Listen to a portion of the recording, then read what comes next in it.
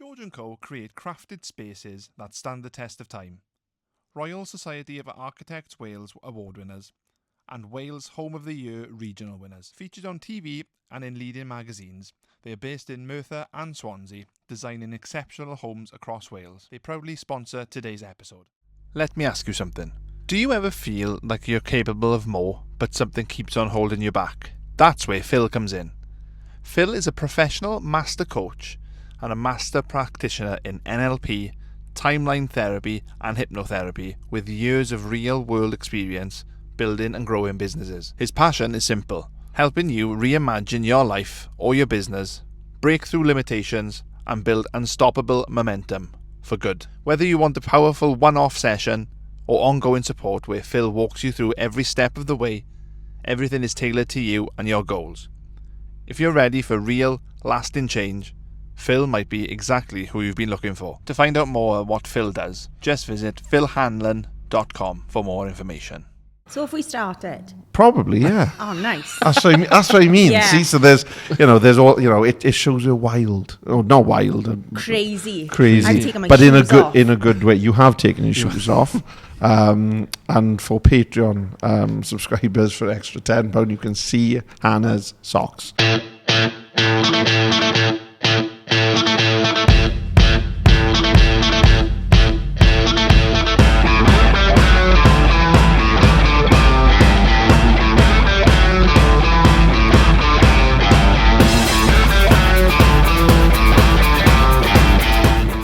But yeah, we're back. We're back in the Iron Dragon For episode 30. Episode 30.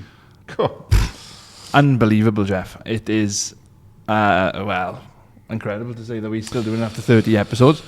I don't know if it's blind luck or perseverance or resilience. It's passion, boys. We've just had this conversation before we professionally started. It's passion. It's great having like a little cheerleader. You should come to all the recordings. But yeah, so welcome. Oh shit, sorry. Welcome back to episode 30. Yes. And well, I think the title of today's guest is going to be, it's just Hannah. It is just Hannah. Just Hannah. Well, you're known by many monikers. So it's important to get this out to you now that I don't identify as a runner anymore. Right. All right. So are you going to change the handle? I'm just Hannah. Because it is amazing how many people refer to you as Hannah Runner. Hannah the Runner. I'm like, that's how you get. I know. Breathwork My kids queen. call me Hannah the Runner. The Breathwork Queen. The Breathwork Queen. I think that's a fitting one now. Yeah, could be. Hannah the Breather I liked, but there's many again. Like I've already told you about my inbox. Yeah, like, and that kind of, it's got that kind of quite dirty. Everything around breathing has though, right? So I was talking to Liz about this. So Liz is my mentor. We'll get to her, I'm pretty sure. Yes. And she was like, you need like a brand name. And I called it the Breath Box, but now I can't because box I'm just it's someone's fanny, like. It is. There's no getting away from it. And the minute it's in, it's too late then. Yes. So, well, as we all know, the minute it's in, it's too late. It's too late. It's going to be one of those eapsodes. If there are any young children listening, you probably shouldn't be. Out of the room. Yes. Yeah, no, I have I told you about the so I was supposed to see Ozzy Osbourne back in the early 2000s, and he had his quad bike accident when he was filming the Osbournes, where the quad bike flipped and landed on him and broke his neck and all the rest of it. And Ticketmaster basically said, right, we don't know if he'll tour again. He shouldn't really be alive anyway. So you can either have your money back or you can swap it for another ticket in the CIA. Not Motorpoint, not Utilita, the CIA, which will always be the CIA to me. And because I was like 15, I was like, oh no, I want to go and see another gig. I want to go and see live music. And Motley Crue were there. Nice. It was the first time I ever saw Motley Crue. And they had this huge kind of stage show where it was the Carnival of Sins. It was a big circus, like a big top tent, and they had midgets in like huge clown masks. They had like trapeze artists. It was a spectacle, I'll say that much. But at one point, doing one of the songs, they had a backup dancer wearing a metal corset with a disc cutter. And she'd put it between her legs and sparks would fly. Wow. And it was this real... I wear those on Sundays. You know, and as a 15-year-old boy, you're like, oh my God. And it was, you know, you were transported somewhere otherworldly. And then I was brought back down to the fact that I was in Wales when from behind me I could hear, show us your box, love. So anytime someone refers to a box, I always think of wherever that man is from Motley Crue. And I hope he's listening, because you probably do need help. But yeah, you've got many monikers. But I think it's fair to say part of that is because you've become kind of so involved in so many different things. Yeah. For one reason. ADHD. For one reason or another. And I suppose the ADHD is a good place to start. You know, you've been very open. You know, you kind of wear your heart on your sleeve. You're very relatable because you're very honest. And I think it makes you very kind of personable and very approachable to people, because even though you are warts and all. Yeah. I haven't got warts. No, just to put that out there. Never had them frozen off or anything. But my friend who got fingered in Abbott Lady did. Yeah, we'll get round to Abbott Lady later, no doubt. Sorry. But I think I think it's fair to say that you've spoke very openly about your mental health, what you do to kind of deal with it, how it affects you day to day. Have you it may sound like a stupid question, but have you always been Hannah? Have you always been like the character, like that kind of caricature of I'm larger than life? Yeah, to a certain extent, yes. Very, always been funny, I think. Always used humour as a defence, always been quite vocal about things, but very different as a child. No confidence, no self-esteem. I still struggle with self-esteem now, but none as a kid whatsoever. And then when I hit my teens, everything sort of changed at home, and I went even further into myself. And it was probably only when I came to Merthyr and I met Scott, and Scott sort of put me back together when I left Ebervale. And I remember thinking, like, I don't want anyone to ever feel like I feel. And that's how it started with running. So I will always love running for that, because I was running, and have you heard the story about the balaclava? Shall I tell you the story? Yeah, go for it. So I started running. We were in Cardiff one night, and I mistook my reflection for someone else's, someone a bit bigger than me, and come home on the train crying. I was like, what am I going to do? And I was like, I know, I'll go run in, because I drank at the time. And I was like, I see people coming back to the pub after a run, so that would suit me. So I'm going to start running. So like 2 nights later, I set out to run the entirety of Merthyr Tydfil, but I went in Scott's balaclava because I didn't want anyone to see me, because I had put weight on and I was never sporty. Right. I was told I was never sporty. You were creative, Hannah. You're creative, you're imaginative. There's no room for you in sport. So I ran in the balaclava and got picked up by the police. Because if you run in Merthyr with a balaclava on and all black, people assume you've pinched something. And the police stopped me, and I was like, I'm doing couch to 5k. Like, they were like, what have you taken? I was like, nothing. Like, and I remember I've got this back. bottle of Lucozade. Yeah. I've got gels for me. I got back, and Scott was like, you better not go again. I do, like, look at this, like I was starfishing on the kitchen floor because I was naked because the tiles were cold, and I was like, that was horrific. And the police have picked me up, and he was like, don't do it again. And I was like, oh, you'd love that. I wouldn't know. You'd love me to like buy the trainers and then never go again. So I kept it up just out of spite more than anything. But when I got into it properly and I realised nobody cared, nobody was watching me. And even if, and I always say this, like, even if you get an absolute twat that will shout out at a van at you, because there's always a van. Sorry, vans. I had a van once, but I never shouted at women running. Even if they shouting at you, when they get home, they're not remembering that. No, you are literally a pass. And however horrible it is and vile, it's more about them. And they are sitting down with their wives and children and sisters and mothers, and they've just like spoke like shit to women. do not take it personally. Nobody is watching you. Nobody cares. Nobody cares how fast you are, what you look like, where your lycra sits, if you've got a camel toe or not. Like, nobody cares. And that's how I started being open. Was really banging that drum about, like, confidence and things. Like, just go. Like... There's a couple of videos that's come up my TikTok because obviously the algorithm and running and stuff. And girls, it tends to come up with them running. Or they're like doing... I don't know, they recording themselves before the run, blah, blah, blah. Yeah. And then they leave it in, the fact that men, pass them and say, oh, nice arse there. Blah, blah.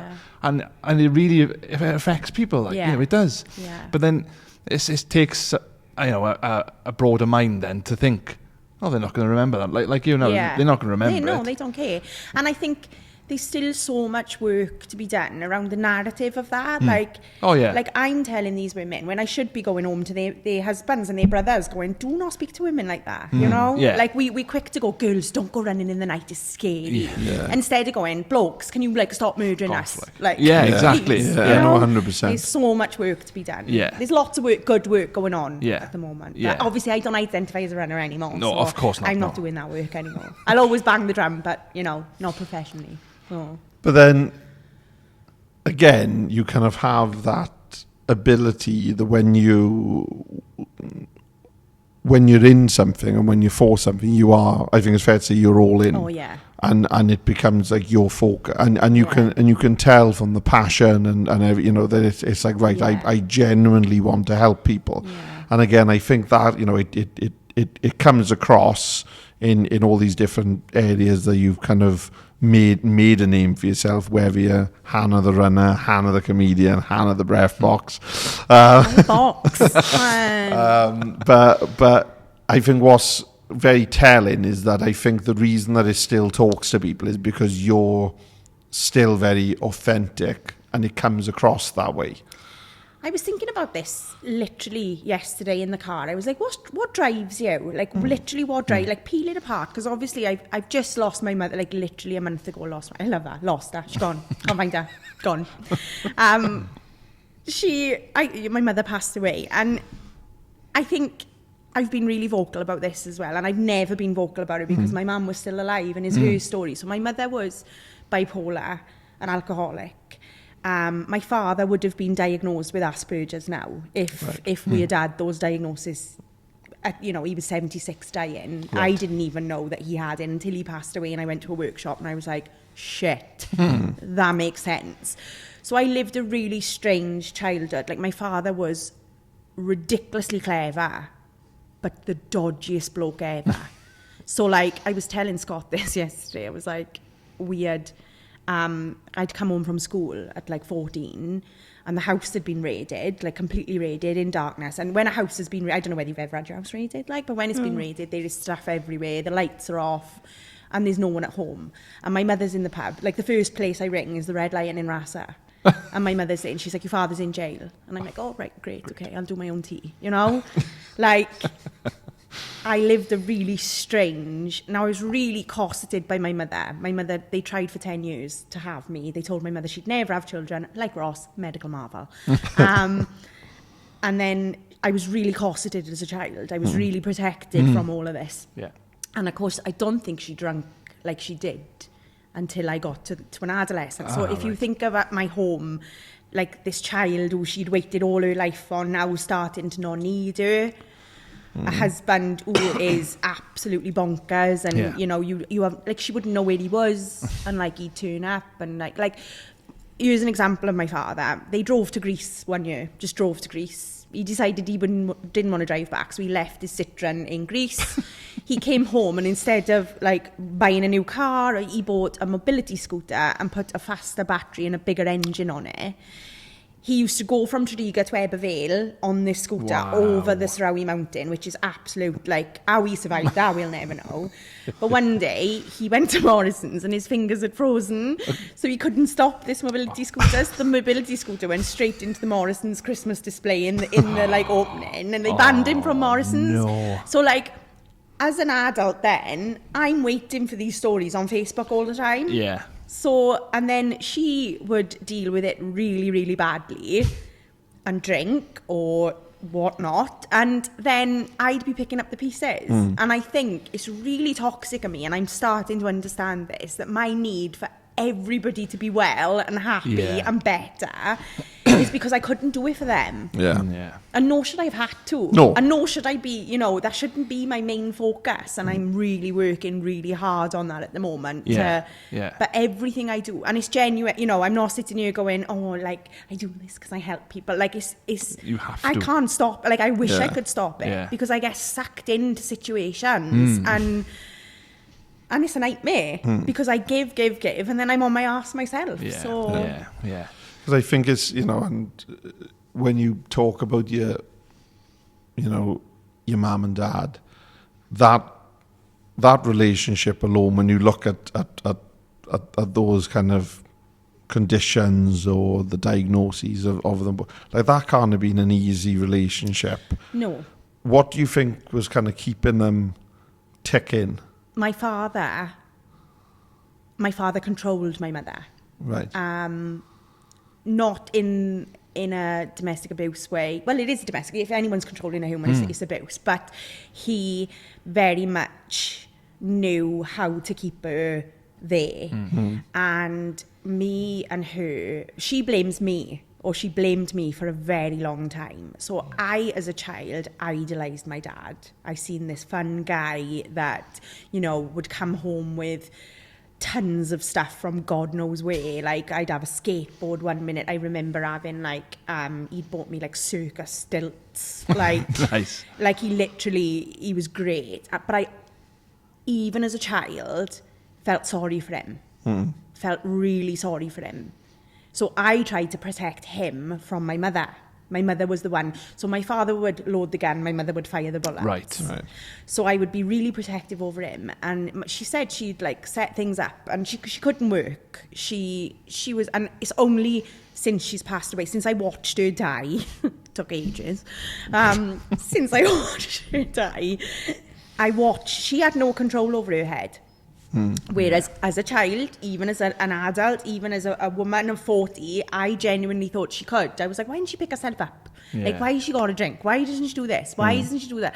And I watched, because she had stomach cancer, and hospice came in the one day and they were like, she's probably got 2 or 3 days. So they fitted her with a syringe driver and took her off all her meds because she couldn't keep anything down. Well, 11 weeks later, Jill was still around with this syringe driver. She was going out having a fag with a syringe driver. Like, I've never known anyone outlive a syringe driver for 3 days. But there's loads of, like, misrepresentation for drivers. I didn't know this. Because I was going, shouldn't she be dead? Like, you've told me she's dying, now she's not. Like, it was like emotional whiplash, like I've never experienced. And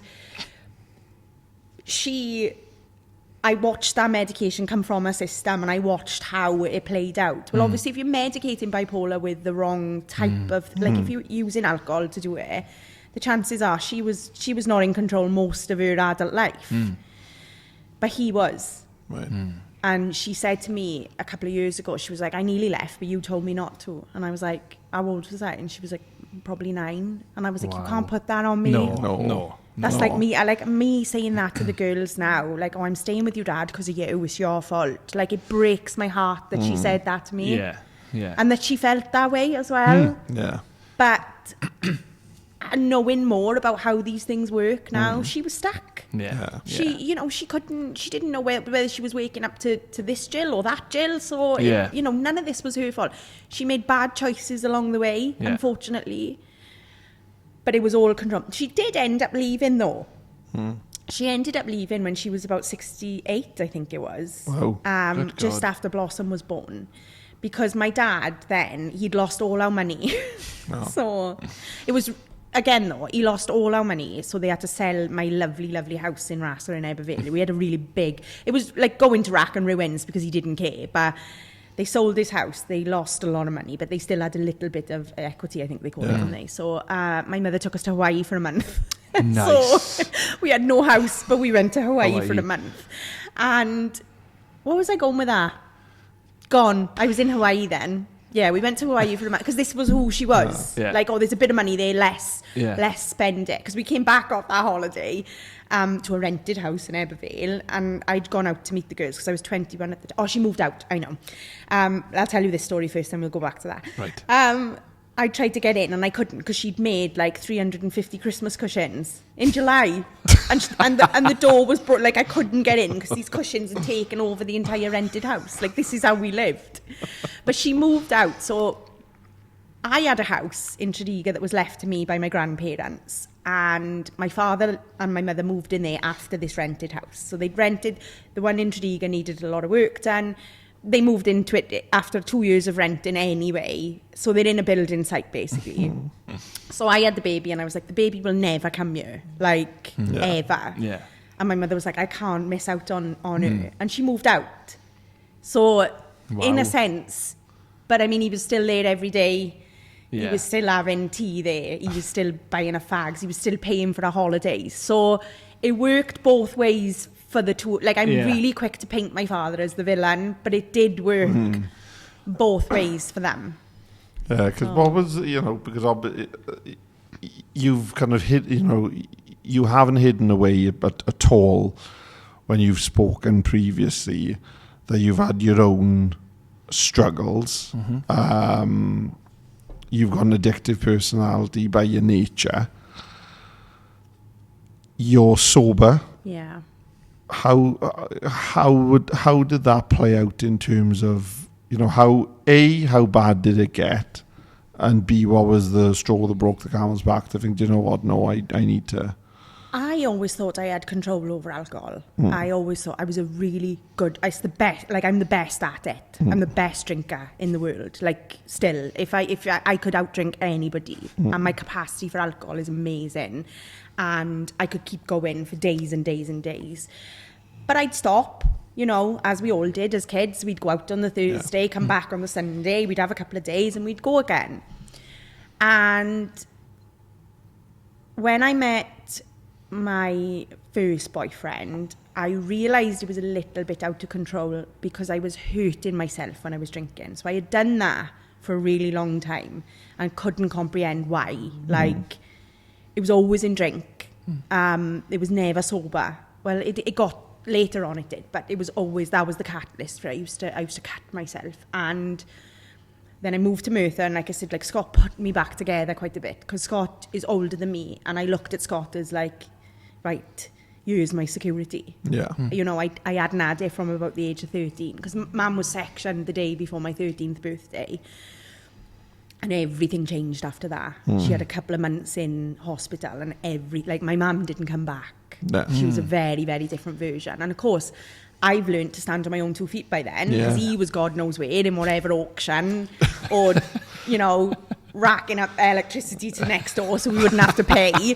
Like, I'd learned it. So she had lost me then. And then, again, me and Scott got into the habit, we were out all the time.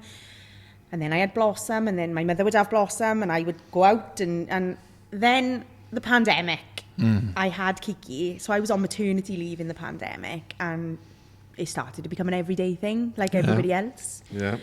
And then we came out of the pandemic, and I was still doing the everyday thing. But the worst thing we did, for me, was we sighted a caravan in West Wales. And the culture down there is very, very alcohol-fueled, which is absolutely fine if you can control it. Yeah. So I was going, and like I said to Scott earlier on the phone, because Blossom's going on football tour now, and I wouldn't go last year because, to me, this is my idea of hell. Like, I really struggle in social situations still. Yeah. I especially struggle when the girls are around, because and again, it's not a judgy thing, I was that person that didn't care. Yeah. I didn't care where they were.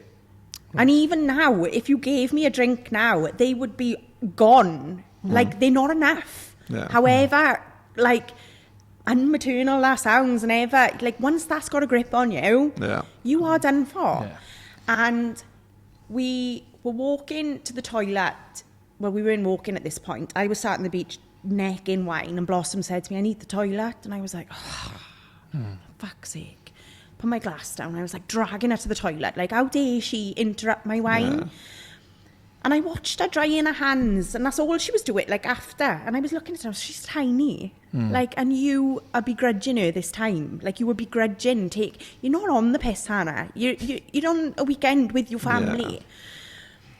And I got home, and I drank another bottle of wine after that weekend. And I was thinking, there's always going to be a weekend. There's always going to be a wedding. There's always... Because I remember thinking, right, you've got next weekend, get a bank holiday out the way, and then be done. Yeah.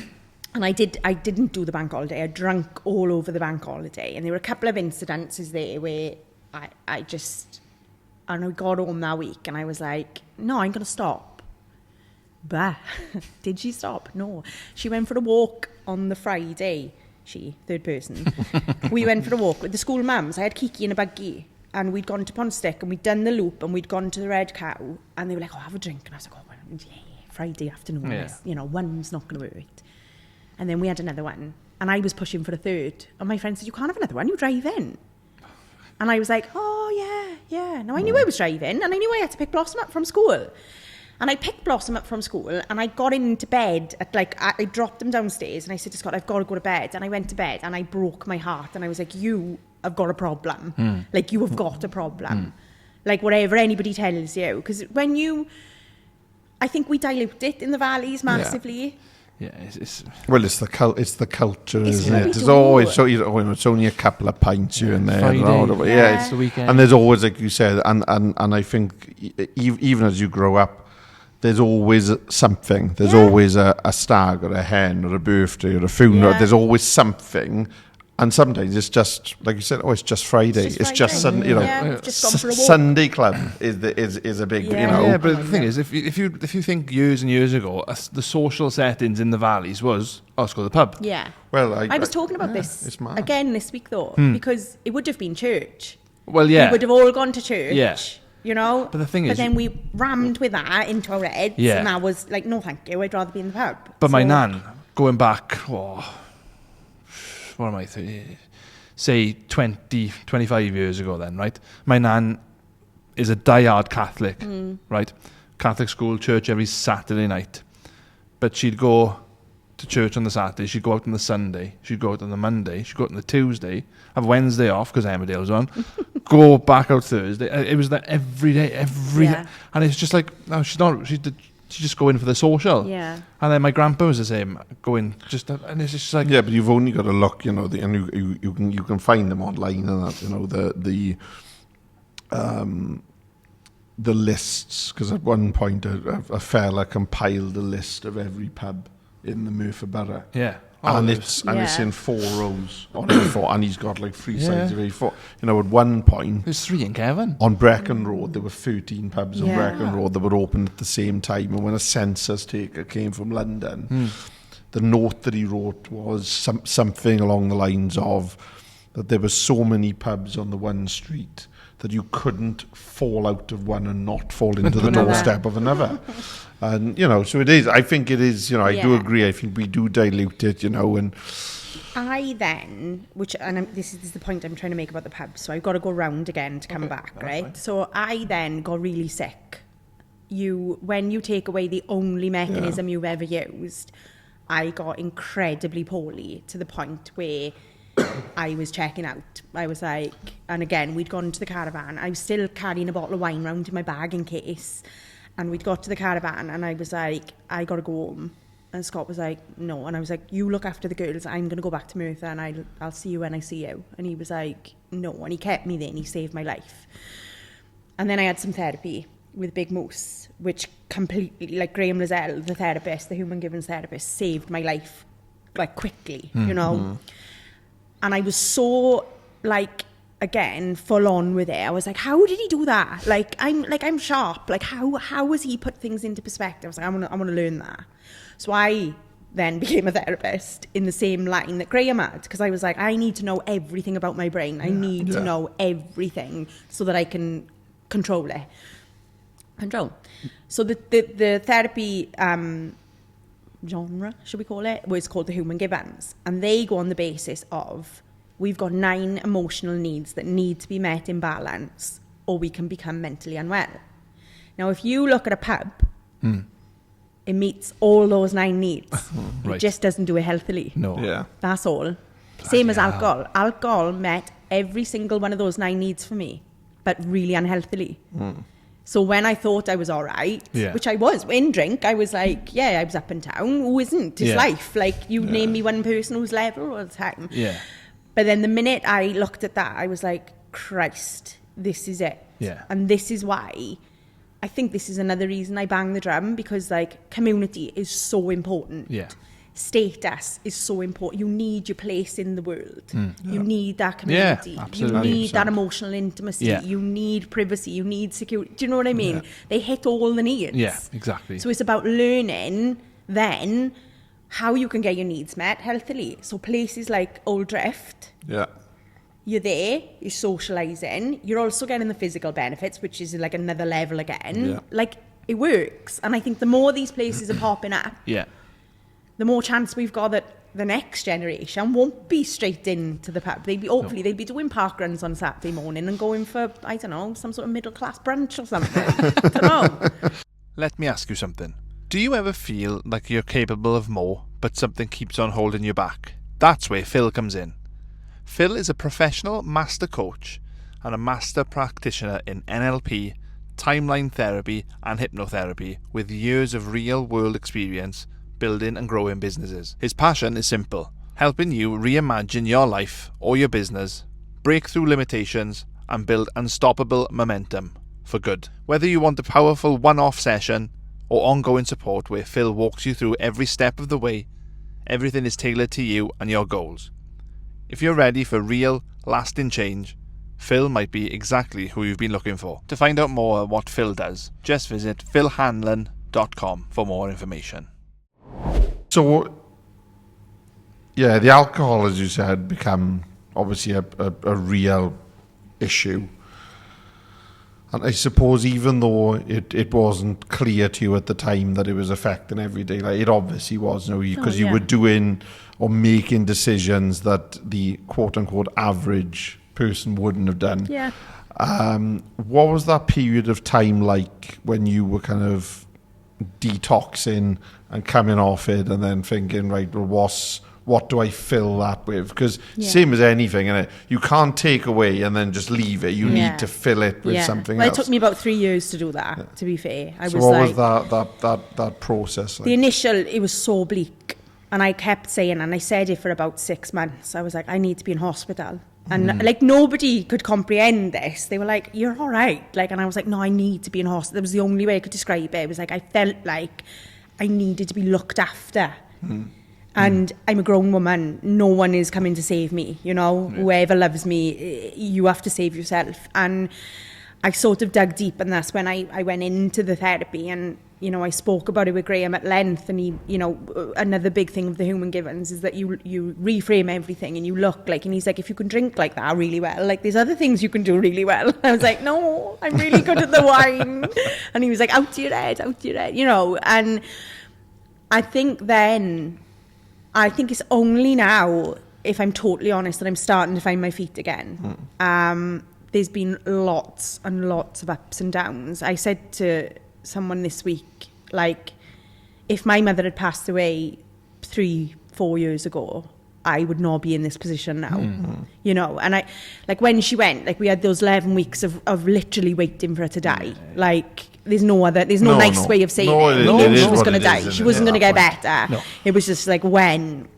And when she passed away, then I was awful sad, like we are, but I was all right. And I'm all right because I've done an awful lot of work on myself. Yeah. Like, I know about my needs. Do you think as well that the openness and the candidness, because obviously and I don't mean it in any kind of disrespect at all, but because you were kind of giving these updates, people were kind of going on a bit of an emotional journey Yeah, with you. yeah. to And the I point, didn't realise that. you know, because, you know, and you'd have, you know, like you'd post and then you'd have the likes and the cared emoji, Yeah. and then you started seeing comments. And I remember then, obviously, when you finally said, oh, listen, she's passed away, there was Yeah. just this huge, like someone just opened the floodgates and all, Yeah. there was this huge outpouring. Yeah. But do you think that by kind of documenting, because it was a way of journaling, really, it And was I just think public that was the journaling. thing. I was sat a couple of times in that nursing home thinking, I've got to like articulate this, and I don't know how. And the only way I know how is to write. Like I've always written, always written. And then I sort of needed that. I needed the likes, and I needed, you know, not to the extent, like I've never gone, I'm going to put this on you because I need the likes. I needed people to reach out. Yeah. You know, we told all the time, ask for help, and this was my way of asking for help. That's what I mean. And I don't think that it's understood that some people find it very difficult to say, I need help. Yeah. So, as you said, they'll find a way of doing it that may not be as overt Yeah. as saying, will you please help me? But it's there. Yeah. You know, because I'll be honest, like I said, it was, you know, it was this kind of, and it was like this emotional roller coaster, because as you said, you know, there were times you thought, oh, you know, well, like, it won't be long now, and then, Yeah. as you said then, yeah, she was doing fucking decoupage in the lounge the next day. Like, I was like, what is going on? I was like, how is she? She was like, oh, she's in the lounge. I was like, how? How is this happening? Oh, bonkers. But that probably did kind of support or aid you in some way. It was a with being- completely selfish manoeuvre, that one was. And that's where I think this is where it gets complicated with how I do things, because like the breathwork stuff now, like I'm genuinely doing it because I think people need it. Yeah. They need it. Yeah. Like, and you will, if you've followed me a while and you know how I write, you will know which posts are for me and which are not. Right, okay. You'll know.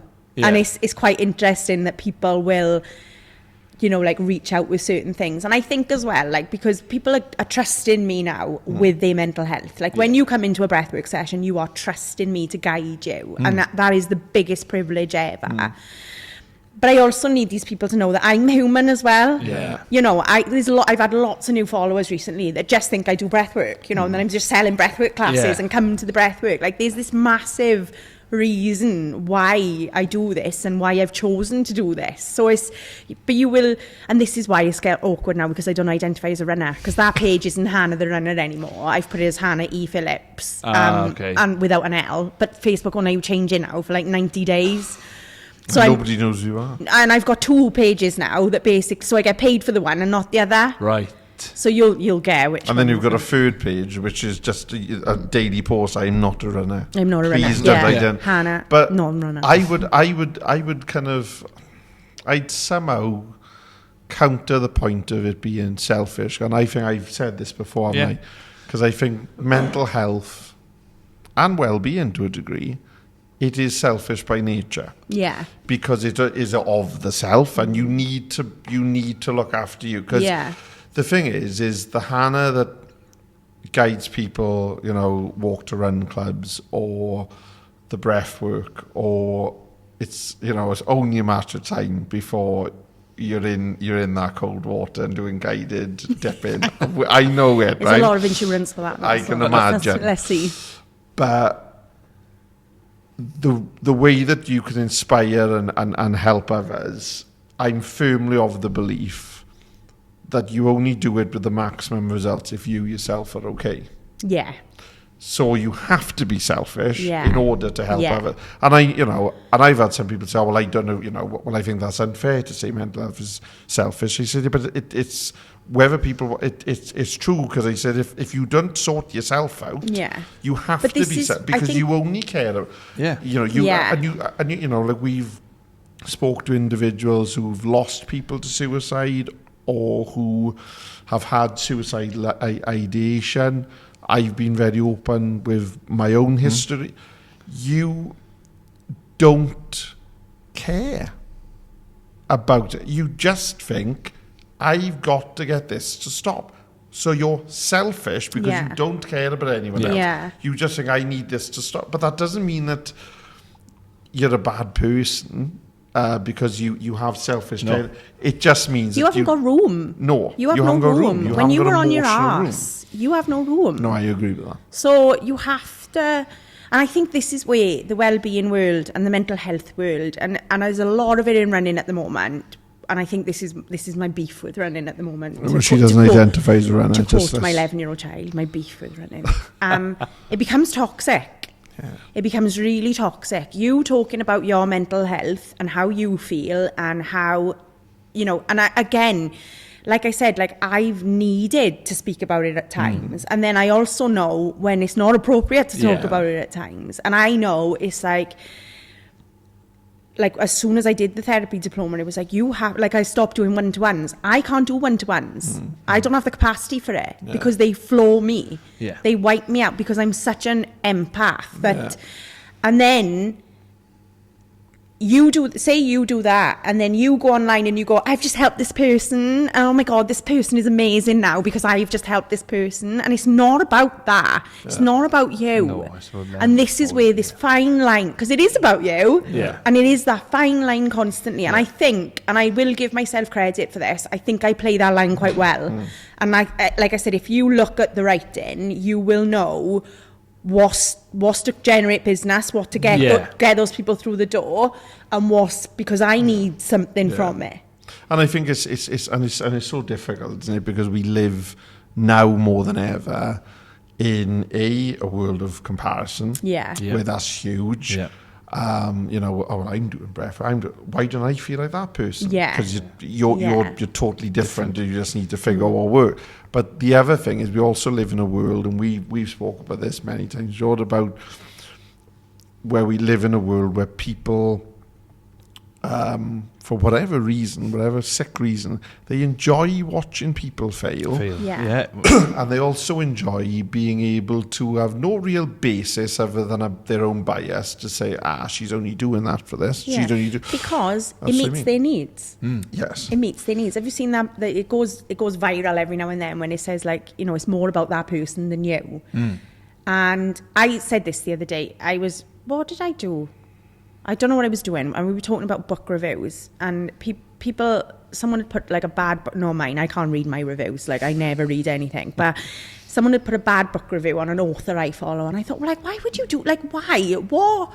But of course, it's control, it's status, it's community. If you think that you are like sort of going, her writing is shit, and people are going to go, oh my God, that girl said it's, you know, it meets their needs. All behaviour is an attempt to get a need met. So every Facebook status we see is an attempt to get a need met, whether that's asking what the number for prime care is, or whether you're on there going, my mother's about to die. It meets a need. Yeah. And I think this is where it gets complicated, because everybody takes that so seriously. Oh, yeah. Everything online. We live in this Everything. digital world. And like our brains and bodies are not meant to live in this world for a start. But I'll say it again because I think it's really important that every single person knows, all behaviour is an attempt to get a need met. And you'll start to have a little bit more empathy when you see things, you know, like when someone's tagging themselves in hospital. Well, they need someone to go, what's wrong? Are you all right? Can I help? And unfortunately, it's just so blazing now. And that's the uncomfortable bit for people like, oh, we're like, oh God, what have you done that for? Well, maybe we've got enough people around us that we don't need to do that. Yeah, That's right. So we should be a bit more like, and then you've got that, and you've got the two ends of the spectrum, because you've got, the old, what do you call it now? Like the indirect tweets they used to call them, the indirect Facebook, fucked off. WhatsApp and DM you now. Yeah. But it's obviously It's someone. control. They obviously need something. Yeah. They might need the emotional intimacy of someone sliding into their DMs to say what's going on. They might need their status proved because someone else behind them has fucked them off, and they want that passively aggressively want that person to know that they are up another level. Like it's all needs. It all comes back to our needs. So I'm interested in the comedy because you're a funny fucker. I think so. You are a funny. So at my mother's funeral, at my mother's actual funeral. You did 2 45-minute sets. Oh, no, it was longer than that. I was like, this is about me now. Like, this is about me. She's had her time. She took 11 weeks to die. Like, we were at the wake, and obviously I don't drink. And this woman said to my friend Courtney, oh my God, you're so funny. And have you seen that bit on Friends where Monica goes, oh, he's the funniest person I've ever met, and Chandler has a breakdown? Probably. So I was like, I don't care that my mother's died. Like, I care that this woman thinks you were funnier than me. And we're having this, like, to-do. And she's like, oh, grow up. And I'm like, no, I'm the funny one. Because I came from that funeral thinking that woman doesn't think I'm funny. But I'll show her. Yeah. I don't care how many funerals I've got to go to. I'll show her. I'm really good at eulogies, though. So I've done 3 now. I literally smashed this once and threw a plate. I've done 2. Oh, nice. Oh, that's, yeah. She liked Grease. She was like Shirley Valentine. So I was like, I phoned the funeral director. I was like, can I smash a plate? And the lady on the phone was like, oh, I don't know. I'm going to have to ring the creme. So she rang me back. She's like, Hannah, you can do it. They've done it before. Yeah, it's just, well, I'll bring my own plate. It's not like I'm going to take one of the ones out of the staff room. And the funeral director, Clive, was really stressed because the creme is carpet. Yeah. And he was like, it's going to bounce. It's going to bounce. It's going to hit people. He was like, so I've got you a rock. So I smashed this plate on the rock. Like, nice. So, but yeah, no. But that's really nice. Yeah, it was nice. It was nice because at my father's funeral, I did the eulogy and Jill made us sit then for 3 minutes to Rhinestone Cowboy whilst we were like we literally all had to sit there and listen to Rhinestone Cowboy. And I was like, my social anxiety can't take that again because like everyone was like, what the fuck do we do? Scott was like, should we line dance? I was like, no. That's the problem. That's the problem with Glenn Campbell. You know, you're just not sure. You're just not sure. But because I can have quite a dark sense of it, and I think you kind of need it to a degree because life is so fucking bleak, and it's so ridiculous. And I think I've done 2 eulogies, one of which was my grandmother, and me and my now we've spoke about her quite a bit as well. I was so close to her, but I had to inject humour, because it was so unbelievably painful that I was standing here and she was in that casket, even at the age of 80, and you know that no one lasts forever. I was in my early 20s. But I had to inject humour. But I think that doing that, it does help. And I think it helps everybody, even if they don't realise it at the time. Of course, again, it's neat, isn't it? Yeah. If you were making people laugh, your status need has just gone whoosh and you feel a bit better. Yeah. Like, you've got to be funny at the funeral. Like, you've got to. Yeah. You either got to go full on, like, emotional, or you've got to be funny. Like, there's no in between. I don't think there's an in between in a funeral. I think you're either kind of, you come away and you've had a good funeral, as they say, I had a really good funeral, or a good send off, or you go on. It's like it's like something out of like. I was laughing when I got Victoria and Albert. To the pub. This bloke who knows my uncle, he knew my parents as well. He said to me, "The only other weird funeral I've been to like that." And I was like, "Thanks." I didn't think it was that weird. Like, we smashed a plate. We went out to Greek, the Zoba the Greek, like. So I went to a funeral once without a wake. Without a wake? Without a wake. Okay. And I'd be honest, I was very... disappointed. I was. Yeah. And that's awful of me to say. Because I hadn't been very proactive in sorting myself breakfast. Oh dear. So I was banking on the buffet at a week, which rightly or wrong, because they're not doing it for me. Like, they've lost a loved one. Of course. But I remember when they said, we'd like to thank you for coming in, and then you wait for them to say, and if you'd like to join the family, and I was waiting, and yes, we'd like to thank you for coming. Well, where do we go? And then everyone files out and all do the really awkward. Yeah. Oh my God, that was horrific at my mother's. It was like a wedding. I was like, and I'm not tactile either, so I was like, these people like coaching me who I don't know. Yeah. And they were all from like, we met your mother in Greece. We met her in the pub. So I was like, great. This weird thing. There needs to be more about etiquette at funerals for people who are not like old school, like funeral goers. Like Scott keeps days off work for funerals. Like, he loves them. Like, wow. He's like a proper valley, like, always a funeral, and like rate the buffet. And Ryan Stevens took me on a walk like a dog. On a lead? Yes. No, he didn't. He did one of his. wouldn't put it past the him, things they do in the gower. Yeah, and then he got me to lie down on a cliff with an eye mask on. I went to one of his... You too? Yeah, I've had that too. So me and him met years and years ago, but we ended up at the Love Trails Festival. Yes. And so we have got like a WhatsApp conversation that's all about orgies. So Yes, yeah. that's right, Anyway, I went on one of his Wild Mind walks, and we did breathwork on the cliff. And when I came round, I've done breathwork before, but never, I don't know whether I didn't get into it or my hands went tingly, my feet went tingly. And I was like, I came from him and I was like, what just happened? And he was like, oh, I didn't take you that deep like Liz does. He said, if you go to Liz, you're like this. Yeah. And I was like, oh, who's Liz?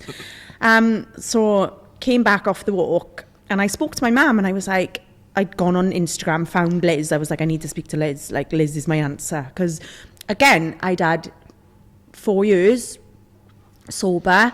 Me and Scott had gone through a really... Like, I'd left Scott. I was coming up 40. It was all chaos. It was all up in the It was air. chaos. And I didn't drink. And me and the girls had moved out. And I was like, I need something, but I don't know what. And it's not Pinot. Like... So my mother said, I tell you what, I'll pay you for a session for your birthday. She said, I didn't know what to get you. You don't wear jewellery as such. Like, you know, you're 40, I'll pay for you to have a session with Liz. So I was like, right. So I rang Liz and I was like, this is what's happened. Like, I've left my husband. I've given up drink. I've got 3 little girls. I don't know what I'm doing with my career. Like, I've had the therapy, I've done the work, and I'm still not right. What it had turned out is I'd taken magnesium for a month and it knocked my Prozac off course, but... Still. Fair enough. Liz was like, come down. So on my 40th birthday, I went to a networking event that coincidentally, but there's no such thing as coincidences, Liz was there and she was like, oh, we'll go back and, right, amazing. So I'd met Liz at this networking. I was like, I like her. So I felt safe already. And we went into this little room in the Gower and she was like, right, okay, tell me what's happening. And I spoke to her for about an hour. And I said to her, I told myself before I came through that door, I was leaving any sort of ego at that door. I'm not going to be self-conscious because, like, obviously you're lying down, you're going to breathe. Yeah. I knew what was coming, and you do feel exposed, and you do feel like sometimes, you know, sometimes you feel like you don't want to eat in front of people. It's rare that happens to me, but it does on occasions. And I was like, I'm leaving everything at that door because I need this. I want something, and I don't know what it is, and I think this is the answer. And she was like, great. And we did the session, and I cried, but I didn't bawl, but I just cried. You could feel it. You can feel it shifting. You could feel like, and she said, did you feel your legs going? And I was like, no. She was like, your legs were like proper shaking, whereas like, it's your emotion and your trauma and everything I always liken it to, like, if you think how many times you've tried to stop crying in public and you've held that in, that's got to go somewhere. Yeah, that's true. Like, it's got to go somewhere. And none of us breathe properly either, but we'll get to that later. Anyway, I drove home and I rang Heartbroken Christian, my friend. I was like, I can't get over this. I feel amazing. And I slept really well that night and I handled everything that life was throwing at me like a pro. And I was like, I need this in my life. So I started seeing Liz in her group sessions and things like that, because one-to-one sessions are expensive, and rightly so, because they're a lot. But I started doing the group stuff, and then I started like exploring online stuff. So I was doing like the Wim Hof. There's a free one on Spotify for 15 minutes. So I was like, but weirdly, when I did the therapy diploma with the Human Givens, they talk about breath work all the time, but it hadn't clicked at that point. I was just like, right, that's just a tool you can give to people. So I was telling people all the time, go to bed, do 7-11 breathing, which I was doing myself. But this kind of breath work with the music, with the script, so you have these rounds of conscious connected breath work, then you have breath holds, and you just feel phenomenal.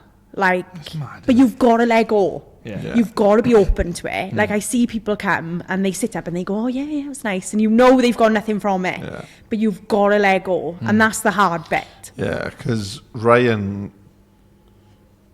came into work, so I procured Ryan's services to come in and do a day for us, and he came in the office first, and he did a bit of his story, and he did the breath work, and people enjoyed it, but you could see they're sat at a massive teak desk, with work colleagues, with work colleagues in the middle of the day, you could see And then the second part of the whole thing is we went up off call on an all day, and he went, and it was basically Wild Minds, but we just shifted it to Porth Call. Yeah. But it was still work colleagues. But when he took us down onto the beach, we went on to Newton Beach to do the breathwork, and people had space and they were in their own clothes or whatever. You could see that some people, it was really kind of, I need more of that. Yeah. And it's a real special thing. When it clicks, it can be so... But it's even down to the energy in the room, right? So if you've got one person there who is like, this isn't going to work, this is shit, it will feel, it's mad. Like, I've watched it happen. They zap everybody else. So you've got to, everything's got to come together magically for it to be a good session, but you have got to let go. 100% agree. So is it like, talk us through like a session then. So how do you start it off? Where do you start? So I'm usually inappropriate, and I petrify everyone. I'm like, you could die. No, I don't. I did say the other day, though, I was like, the worst thing that can happen is you pass out, but that won't happen because I'm watching you. But it could happen. It could. You could disassociate to the point where you pass out. But that, I am literally watching you for that. But people come in and they're apprehensive, and then I say, like, look, we don't know what's going to come up. You could be really happy. You could laugh your head off. I've had people like proper, like belly laughing, crying.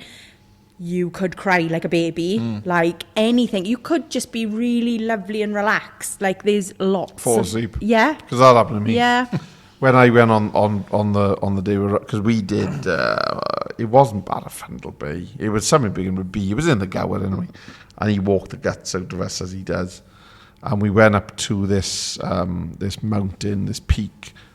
And you know what Ryan's like. Yeah. It's only a little hill. And he's like, you can see him looking, and he's just always on it. Again, always on. And he didn't really know where we were going to do it. If truth be told, he makes out like he does. He did when he turned up in that car with the rave music, bumping. He didn't know where we were going to do the breathwork. And then as we were walking down toward the sea dip, you could see him looking, and we'll do it by you. And I didn't do much about it, and then we did the sea dip. That was lovely. He went running in these caves. You could see these natural. I'm going to have a look what's in there. The caves like that, and he's crawling, so you can only see a foot, and then the dog is behind him. And then we come out and we went up to somewhere called Tor Point, and it was a stunning location. But the surface area can't have been much bigger than about 6 of these tables. And then you've got lie down. Lie down. You've got like 8 of us. And the photo, it does look as if you only went, you'd be off the mountain. But the next thing is him doing the breathing. Yeah. And then the music stopping. And you're in laughing. And I come to and I fall asleep on top of the mountain. Liz has got to go to me when I do my one-to-one. Stay with me. But I don't think you're sleeping when you're doing it. I think you're just going so deep. This is. That, like, it's bonkers. But so I do the talk, and then we go into a grounding track where you breathe through your nose, breathe through your mouth. And then we do 3 rounds of conscious connected, which means there's no space, there's no holding. So you're in through, I do mouth breathing, so in through the mouth, out through the mouth. Round about 8 minutes leads to a breath hold. Round about a minute. Then on the last one, I get them to scream. I read the room first. If I see someone like particularly uncomfortable, I might just go into another round and another breath hold and end on the breath hold, like a longer breath hold. Yeah. But what that scream does is just get it all out. So anything that shifted comes out. Right, okay. And like, you'll have people go, I tried to scream, I couldn't scream. Perhaps you don't need to scream. Yeah. Perhaps you don't. Perhaps you've done enough in the session. How often do people scream? Is it more often? I've never had a silent, because there's that horrible moment where you go and scream. And you're like, please, someone scream. But it's about 50-50, I'd say. 50% of the room will scream, 50% of them won't. I can never scream when I do it at home. I do it online. I can't scream. I've tried. I've even put a pillow to my face to scream, and I just can't scream. But then I'm open. I don't need things to come out that way, you know? Yeah. I was going to say, do you think there's possibly a correlation when you're doing the sessions between the people not screaming being the ones who are a bit, I'm not entirely sure. Yeah. Where they, and like I said, they may need it, they just don't know how to. How so to your body keeps the score, right? Yeah. Your body, and I was saying this yesterday because someone said, like, her lady came and her lips were trembling. Now, I thought she was crying, but she said, I've got no tears, they were no tears, but my lips were trembling. I was like, have you got something to say to someone? And she was like, oh my God, yeah. I was like, exactly. Your body keeps the score, and we completely underestimate that vessel because we all think it's a vessel and it's this and it's that. You're going to see, like, What are we going to say? Say it. But yeah, so it's like a girl said to me, my ear went really, really hot. And I went, do you have trouble listening, or do you want someone to listen to you? She was like, oh my God, I want someone to listen to me. Good God. And it's mad what it shifts when you let go, when you get into it. That's bonkers. But you just feel amazing after. Same with the hot and cold. It's all about your breath. 100%. That's why it works. Yeah. You get in that water, you've got to regulate your breathing. As soon as you regulate your breathing and your brain knows you're safe. It's happy days. Oh my God. Yeah. There was this boy, you'd love him, and he was the cousin of the guy that organised the session on Sunday when I went. Nice lad, but you could see he was a rugby boy. You could see it. Got out, had the tats, everything, and he got in the circle a tub. I bagged one of the singles because I wanted my space in a tub. A very narrow tub. They're narrow, aren't they? Yeah. But yet oddly comfy considering that they are metal. But I became quite aware because obviously the first one, it don't matter how many times you do it, that first one will always catch you. Do you put your head under? I don't. Not until the end. So your body then and your head have got two different signals going on. So you need to get your head under. He's promised on the last episode. He did promise our guest that he would do it. So I will. I'm gonna keep on. I know I will do it. Straight in. But I could hear. At first, like when you think you can hear something, but it can't be. And then I remember turning and I could see his teeth. Yeah. And then I realised what I could hear was his teeth were chattering.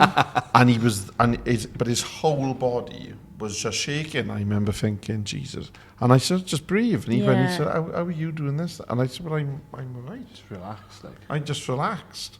After that first... Yeah, so I always shiver on the third one. But I genuinely think this is stuff coming out to me because I never shiver on the other two and I do the exact same thing. But on that last water...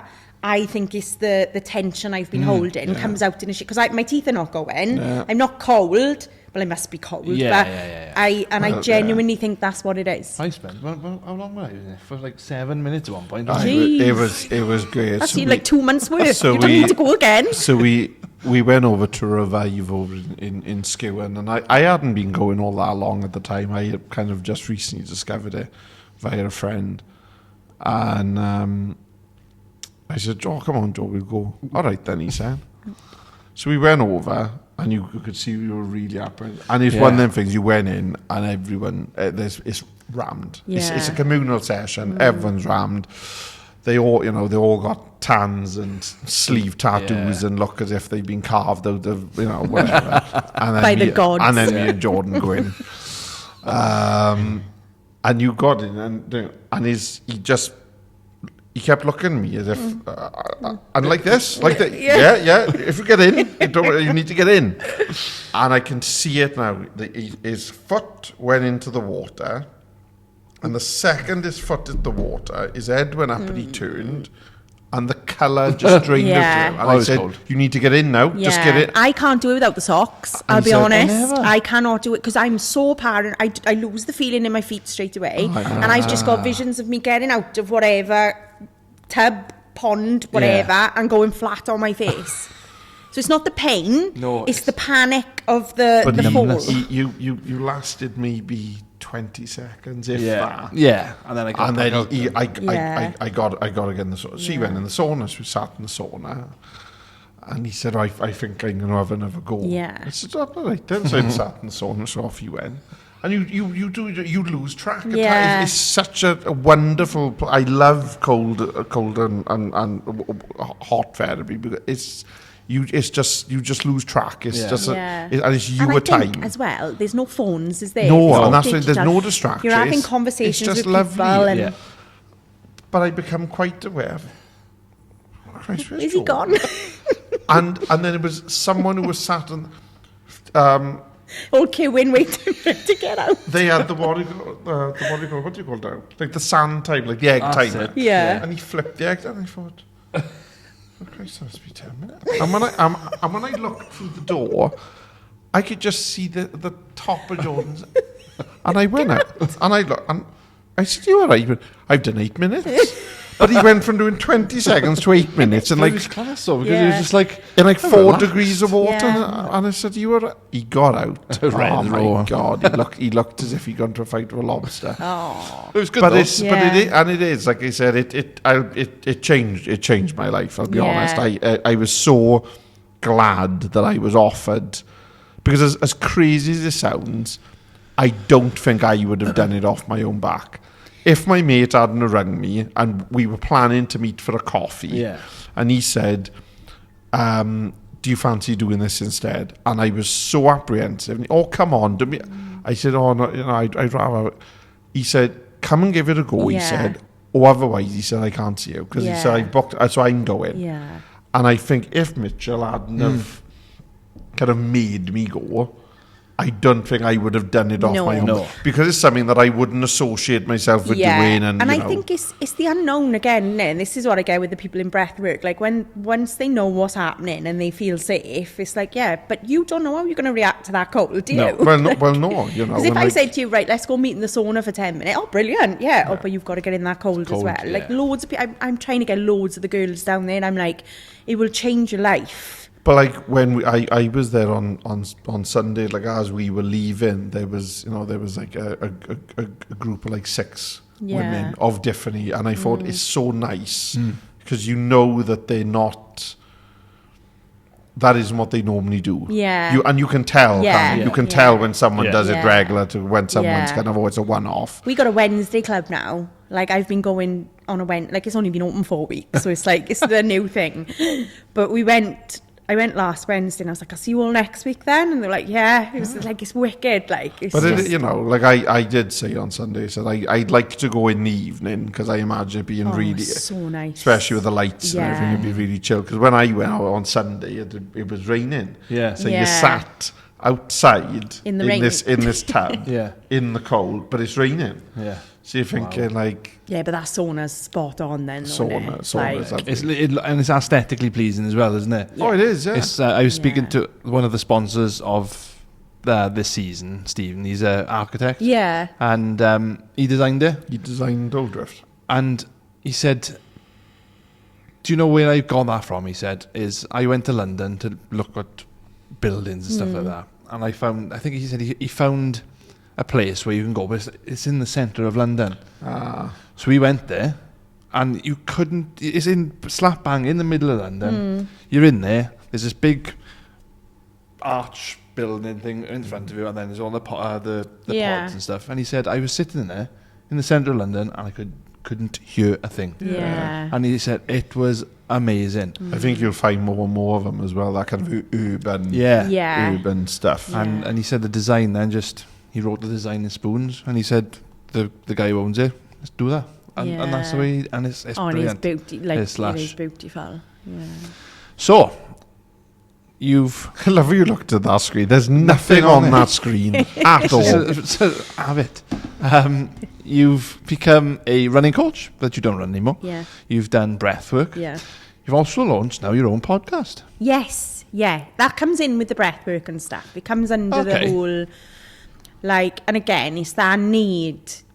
I just felt like it's that I know I'm relatable, and I know I can explain things in a relatable manner.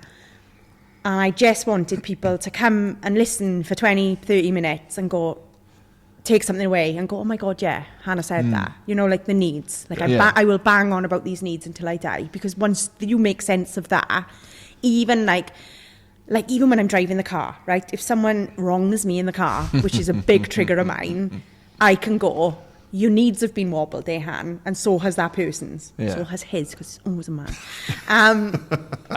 I love men. I've come on here and I'm like proper feminist, but I do love men, and I'm joking. But you go, right, okay, my needs have been wobbled, his needs have been wobbled. We all just want to do the school run. Like, you know, yeah, he's been a prick. I've been a bit of a prick reacting to it. Like, it's fine. And in that moment, I'm able to regulate myself a little bit better than I've ever been able to. Yeah. And I just want people to come on board and listen and go, yeah, that makes... Like, I did one about vulnerability hangovers, right? Which I get a lot as someone with ADHD who thinks later on. So, like, put these posts out, like, oh my God, like, you know... And then I have to, like, especially the first one I did about my mother's mental health. Like, my mother's mental health has never been discussed in public. There were people at that funeral going, I had no idea. And I was like, why would you? Because she was 78 and she was still mortified by it. The shame she carried. Like, the bipolar was the biggest chain around her neck. And I put the post out and I had 2 really terrible days of panic. And, you know, and again, me going, what am I getting from that? Like, why did you feel the need to do that? But I'm still, and this is my, I'm still got so many toxic traits, which I always will because I'm human and we make mistakes. But my overall need for people to know why I behave the way I do, to justify that. Like, I had a tough time, you know, and I was never allowed to say, I am having a tough time. No. Because my, you know, and I said the other day, and again, this triggered me as well, because I was like, they loved me. There was no doubt about that. They idolised me. They just didn't know how to love me properly. Because they couldn't love themselves. No. So they had no chance. So I just, again, it was like why I wrote the book. I wrote the book on running because I wanted no woman to ever feel like they needed to go running in a balaclava. You know, the podcast, I want no one to feel on their own. And again, I love these conversations. I love them, right? And people will get lots out of the conversations. But there's very few sort of places you can go where someone human goes, this is why this is happening and this is why you feel like this. And do you know what? I felt like this and it's all right. There's very few of those resources. You know, especially in Wales. Well, yeah, because everything is through a filter, or there's an end goal. Yeah, I don't want a middle-class man, again, I'm not man-bashing, or middle-class woman. I don't want someone middle-class saying to me, it's okay to feel sad. You know, I want someone to go, do you know what? It was absolutely shit. I felt awful, but I got through it.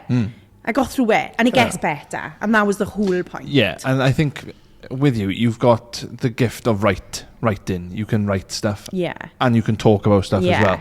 And having those, so people love to read, can't listen, or they haven't got time to read, but they can listen, can multitask. You giving everybody a chance to feel, or I don't know, you were giving the people a lifeline to kind of listen or read to. And if it's relatable, everything's relatable to everybody, but people don't realise that really. They do need somebody to go in and go, right, down to earth.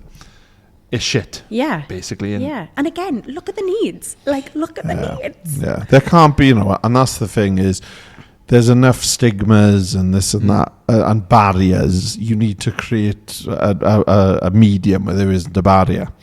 So by taking all that away, as you say, and stripping it back and being authentic and being real, that's how you reach people. Because that's what people tune into, especially in, you know, not to get too philosophical, but, you know, in the world we're in, where, you know, like, you don't know if what you're watching on television is AI or not. I know. No, You know, you don't know what's kind of real, what's fit.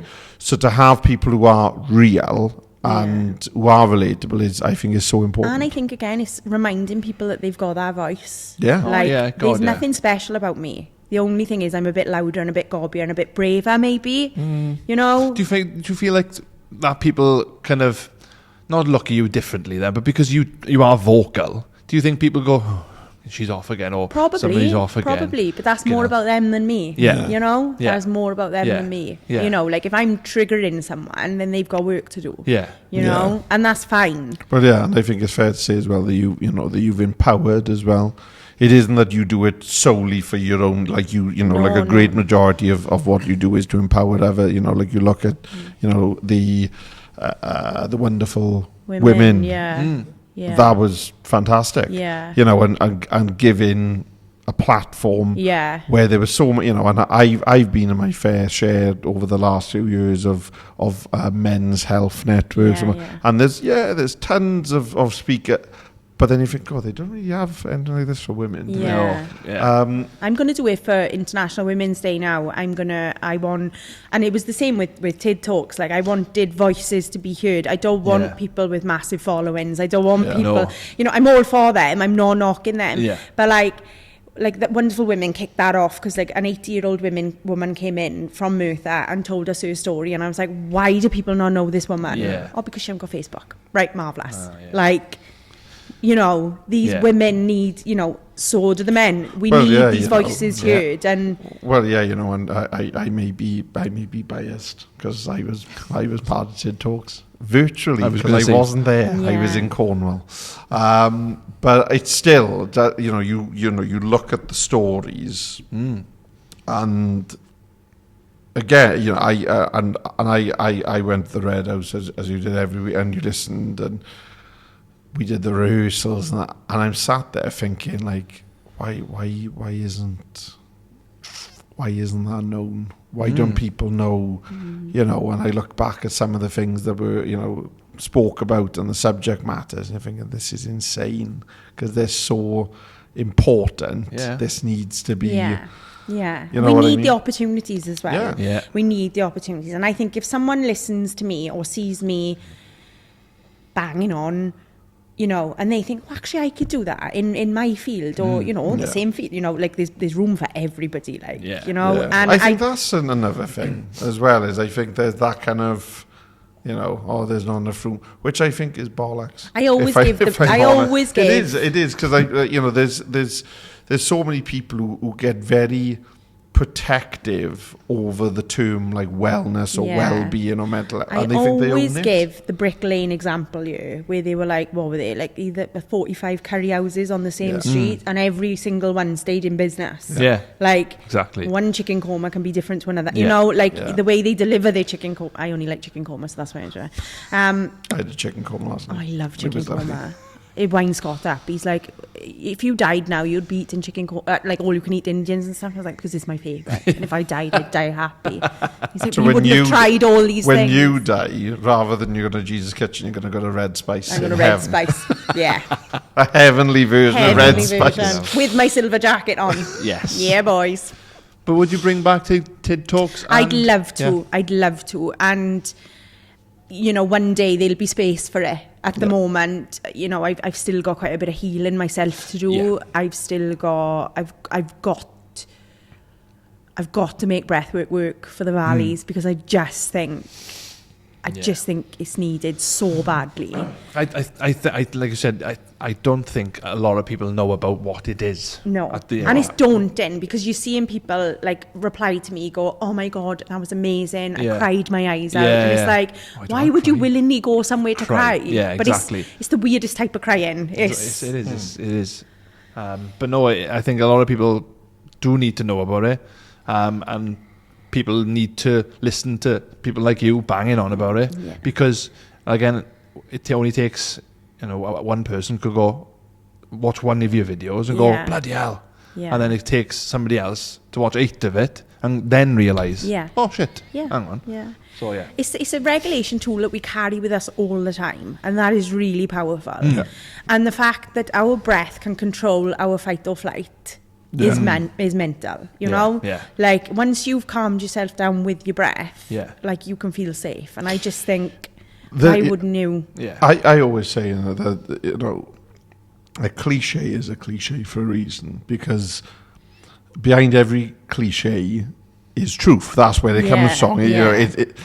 There's a reason that when there's stress or when there's a huge moment in life where there's a reason that someone says, take a deep breath. There is a reason people say it. It's because you have to take stock. You have to kind of pull back and like I said, I've done breathwork not to the same kind of places I think that you guys go. And maybe that's something that I probably be interested in doing, just to give it a go. I probably have no problem in screaming. I probably had scream when I walked in. I wouldn't have even started. I just be just screaming out in the street. Like, oh, Mark's turned up. Get it out. Scream. Yeah. That's not how my breath works. Otherwise, I would be asked to leave very quickly. We have rules. Yes. But yeah, I like I said, I think, the fact that you, by your own admission, you've still got some healing to do. You've still got work on yourself to do, but then you're still trying to push forward. Yeah. I think it's great. You've got to. And I think that's my takeaway for people. Like, you have got to keep going. Yeah. Oh. Because it gets better. Why are we on Spotify? I don't know. And Apple Music. So, you going to do it? What are we doing now? Word association. Word association.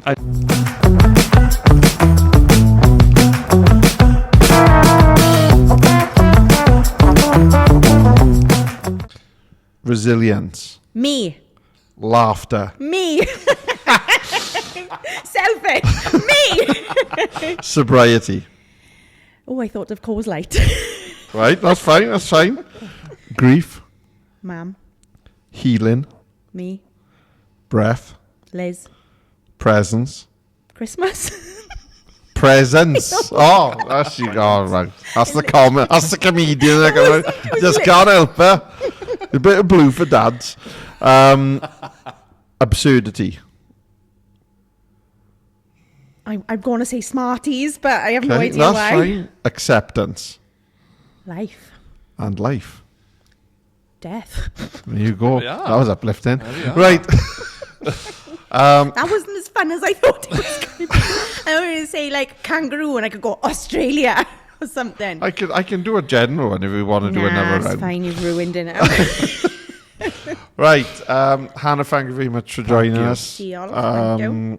Because we've spoke about this since like the very first batch, and it's taken us this long. 30 episodes in. 30 episodes. It's just too busy. Too busy with parents dying and, leaving husbands, going back to husbands, buying dogs, like, it's all going on. There was part in you where I was just going to say, well, if we hadn't had to wait for Jill. If we didn't have to wait, honestly, everyone's saying that. Jill, man, I was literally like that. You have to die. I haven't changed my knickers in 3 days. I haven't done any Christmas shopping. Spraying her with lavender to calm down. Like, die!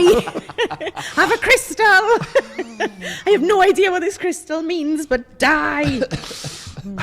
Thank you very much. Where can people find you? I was going to say the Bailey glass usually, but I don't drink anymore. So she'd be the one with the balaclava on social media. Well, who knows? Who knows who I'm going to identify as by the time we'll just tag you. Yeah, it could be Hannah the box therapist. Hannah the box therapist. Let me talk to you, Foof. Come here. Can't talk to mine, it's lopsided. And on that note, thank you for listening. Thank you for watching. As always, we shall be back with episode 31 very soon. Possibly in a different location. Potentially. Who knows? I don't. No. I don't know what's happening one day to the next. No. But yeah, we'd like to give a very brief thank you as well to some of our supporters and our sponsors as well. Mm-hmm. Over to you, George. Over to me. Our first sponsor is George & Co, architects in Merthyr. Stephen has got a brilliant business and he's a firm supporter of mental health. So he has supported us for this season going forward, which is a massive help to us, and we appreciate it. So yeah, thank you very much for sponsoring us. And Mark, and I'd like to give a big thank you as well to Phil Hanlon of Phil Hanlon Coaching, who's a life coach and a therapist. And he's I've known Phil for a long time. He's very, very ingrained in this world of mental health and well-being, and again, he's been very, very kind of gracious in helping support the podcast, and he really gets behind what we're trying to do.